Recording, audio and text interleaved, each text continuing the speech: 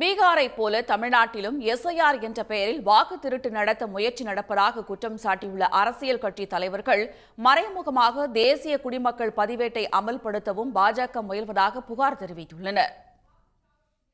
அனைவரும் விழிப்போடு இருக்கிறார்கள். கண்ணில் விளக்கெண்ணெய் ஊற்றிக்கொண்டு வெளி மாநிலத்து ஆளை பாஜக ஏதாவது சேர்த்து விடுமோ என்ற அச்சத்திலும் இருக்கிறார்கள்.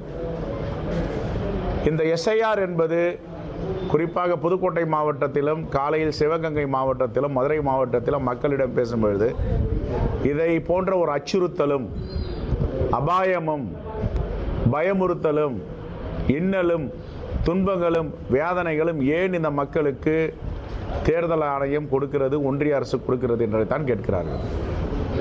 சாதாரணமாக யார் யார் இறந்து விட்டார்கள் என்று சென்றால் வில்லேஜ் அட்மினிஸ்ட்ரேட்டிவ் ஆஃபீஸர், சுகாதாரத்துறை அதிகாரிகள், நகராட்சி, பேரூராட்சி, மாநகராட்சி, ஊராட்சி பட்டியலை கொடுக்க போகிறார்கள்.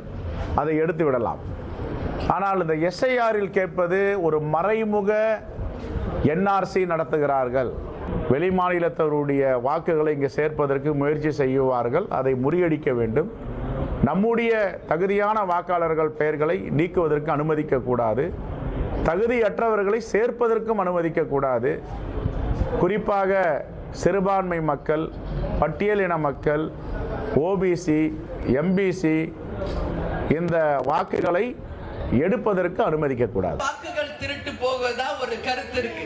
நீங்க எல்லாம் ரொம்ப கேர்ஃபுல்லா இருந்து நம்ம வாக்குகள் சிந்தாமல் சிதறாமல் ஒரு மகத்தான அளவு வெற்றி பெற நீங்கள் அனைவரும் நம்மளுடைய வாக்காளர் அடையாள அட்டையை உறுதி செய்ய வேண்டும், குடும்பமாக என்று உங்க எல்லாருக்குமே நான் தெரிவிச்சுக்கிறேன். மக்கள் விழிப்போடு இருக்கணும், ஜாக்கிரதையாக இருக்கணும். அச்சப்பட வேண்டிய அவசியம் இல்லை. கொரோனாவை போல ஜாக்கிரதையா இருங்க, ஆனால் அச்சப்பட வேண்டாம் என்று இந்திய அரசு சொன்னதை போல ஜாக்கிரதையாக இருக்க வேண்டும்.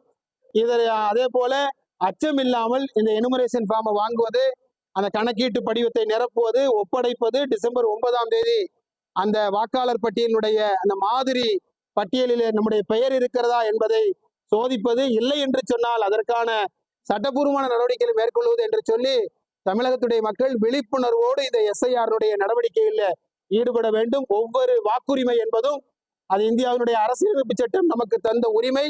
உடனுக்குடன் செய்திகளை தெரிந்து கொள்ள சன் நியூஸ் பெல் ஐகானை கிளிக் பண்ணுங்க.